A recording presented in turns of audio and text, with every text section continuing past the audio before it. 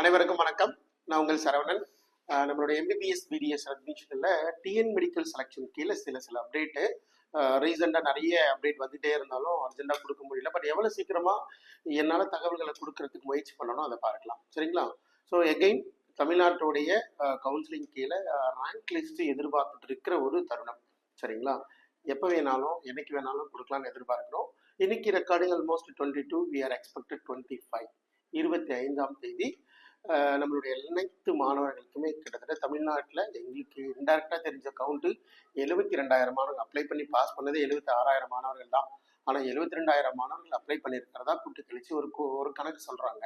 அப்போ 72,000 மாணவர்கள் அப்ளை பண்ணியிருக்கிறாங்கன்னா 72,000 மாணவர்கள் தமிழ்நாட்டில் எப்படியாவது ஒரு எம்பிபிஎஸ்ஸோ பிடிஎஸ்ஸோ ஏதோ ஒரு சீட்டை வாங்கிடணும் அப்படின்னு அப்ளிகேஷன் போட்டிருக்காங்கன்னு நான் பார்க்குறேன்.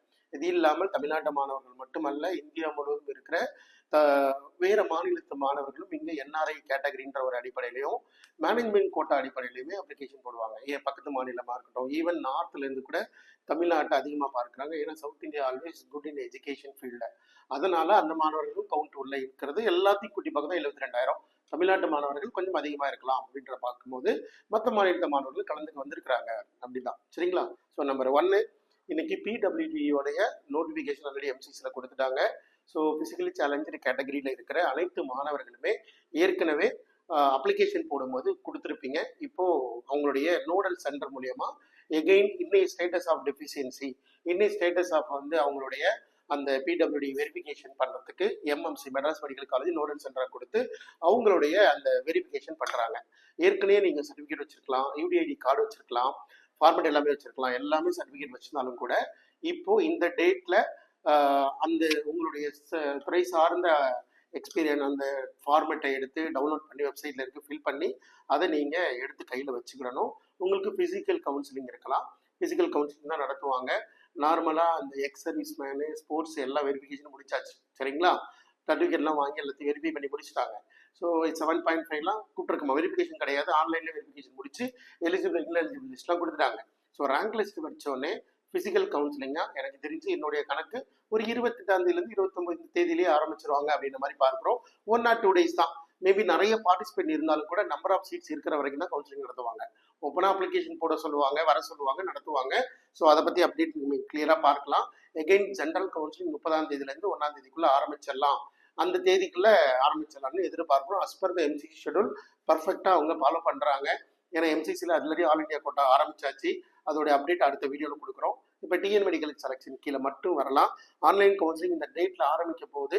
ஸோ அனைத்து மாணவர்களுமே எந்தெந்த கேட்டகரியில் இருக்கீங்களோ அவங்களுடைய பொசிஷனை தயவு செஞ்சு எத்தனாவது இடத்துல இருக்கிறோம், என்னோட ஜென்ரல் ரேங்க் என்ன, கம்யூனிட்டி ரேங்க் என்ன, இல்லை நான் எதிர்பார்க்கறது மேனேஜ்மெண்ட் கோட்டா தான், நான் எடுத்திருக்கிறது 300 மார்க் தான் எடுத்திருக்கிறேன், அப்போ வெயிட் பண்ணலாமா சார்? நல்லா புரிஞ்சுக்கோங்க. தமிழ்நாட்டில் இருக்கிற அப்டேட் ஆல்ரெடி உங்களுக்கு நல்லாவே தெரியும். மேனேஜ்மெண்ட் கோட்டா ஃபீஸை 15 லட்சமா மாற்றி என்ஆர்ஐ லேப்ஸ்ன்ற ஒரு ஃபார்மேட்டை ரிமூவ் பண்ணிட்டாங்க. சரிங்களா?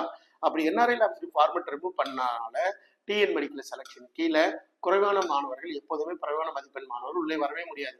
அன்லெஸ் என்ஆர்ஐ எலிஜிபிள் இருக்கிற மாணவர்கள், எலிஜிபிள் உள்ள மாணவர்கள் மட்டும் வரலாம். என்ஆர்ஐ மாணவர்களுக்கு ஒரு குட் நியூஸ் அப்படின்னா நார்மலாக அவங்க டாப் ரேட்டட் காலேஜஸ் மட்டும்தான் ப்ரிஃபர் பண்ணுவாங்க. ஒருவேளை அது நல்ல காலேஜில் படிக்கணும், இல்லை லோயர் ஃபீஸில் எங்கேயாவது வரத்தில் படிக்கணும், அதுதான் நான் அட்வைஸ் பண்ணுவேன். அப்போ உங்களுடைய ஃபீஸ் ஸ்ட்ரக்சரை 27 லட்சம் அப்படின்னா அதை விட கம்மி பண்ணி கொடுக்குற என்ஆர்ஐ மாணவர்களுக்கு மட்டும் வாய்ப்புகள் இருக்கு. அதை தொடர்ந்து மேலும் தகவல் வேணும்னா பார்க்க முயற்சி பண்ணி பாருங்க. So we are expected TN medical selection கீழே 30ஆம் தேதி கவுன்சிலிங் ஸ்டார்ட் பண்ண போறாங்க. அதுக்கு முன்னாடி 25ஆம் தேதி ரேங்க் லிஸ்ட் வந்தோடனே நம்மளுடைய யூடியூப் சேனல் கிளியர் கட்டான கட் ஆஃப். சரியா? என்ன ரேங்க் வரைக்கும் நம்ம கொடுக்குறோம். லாஸ்ட் இயர் ஃபர்ஸ்ட் ரவுண்ட் கவுன்சிலிங்லே ஒரு வீடியோ கொடுத்தோம். அந்த வீடியோட டேட்டும் ரிசல்ட் வந்த டேட்டும் எடுத்து பாருங்க. ஒரு மதிப்பெண் கூட சேஞ்ச் இருக்காது. So literally we have to analysis. ஏன்னா எங்கே இருக்கிறோன்ற புரிதல் இல்லாமல் தவறு பண்ணாமல் இருக்கணும்னு தான் நம்மளுடைய கவுன்சிலருடைய மிகப்பெரிய எதிர்பார்ப்பு. நல்ல மதிப்பெண் இருந்தும் சரியாக வழிநடத்தல் இல்லைன்னா அவங்களுடைய சீட்டு மாறின கதையெல்லாம் லாஸ்ட் இயர் உங்களுக்கு நிறைய பேருக்கு தெரியும். ஒரு ஃபர்ஸ்ட் ரவுண்டில் எம்பிபிஎஸ் போய் செகண்ட் ரவுண்டில் பிடிஎஸ்க்கு மாறி அதுக்கப்புறம் ஒன்றுமே பண்ண முடியாமல் ஒரு தர்மச்சங்கடமான சூழ்நிலைலாம் ஃபேஸ் பண்ணாங்க. சரியா?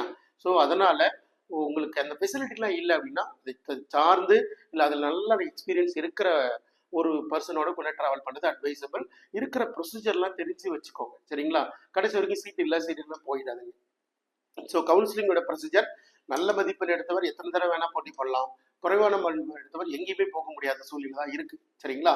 ஸோ டிஎன் மெடிக்கல் செலெக்ஷன் கீழே ஃபர்ஸ்ட் கிளாஸாக ஒரு வீடியோ கொடுக்க போகிறோம், ரேங்க் லிஸ்ட் வந்து கொடுக்க போகிறோம், பெஸ்ட்டாக சாய்ஸ் லிஸ்ட் எப்படி ப்ரிப்பேர் பண்ணணும் அதையும் கொடுக்க போகிறோம். ஸோ தொடர்ந்து சப்ஸ்கிரைப் பண்ணி வச்சுக்கோங்க. அடுத்தடுத்த வீடியோக்குள்ள அந்த வீடியோக்கெல்லாம் தொடர்ந்து வரப்போகுது. தேடுற இதே எம்பிபிஎஸ் தேடிட்டு இருக்க எந்த மாணவராக இருந்தாலும் சப்ஸ்கிரைப் பண்ணி வச்சுக்க சொல்லுங்க. நீடட் இருக்குன்னா just your NEET score card around உங்களுடைய ரெக்யர்மெண்ட் என்ன. சார் நான் ஒரு 250 மார்க் எடுத்திருக்கிறேன், எனக்கு இந்த அளவுக்கு தான் செலவு பண்ண முடியும், எங்கேயாவது வாய்ப்பு இருந்தால் சொல்லுங்க. அந்த மாதிரி உங்களுடைய ரெக்யர்மெண்ட்டை கிளியராக வாட்ஸ்அப் பண்ணுங்க. ஈவன் தேவைப்பட்டுச்சுன்னா நான் உங்களை இன்வைட் பண்ணனா நீங்க வந்து பாருங்க. சரிங்களா? ஸோ நம்ம அடுத்தடுத்த வீடியோவில் சந்திக்கலாம். நன்றி, வணக்கம்.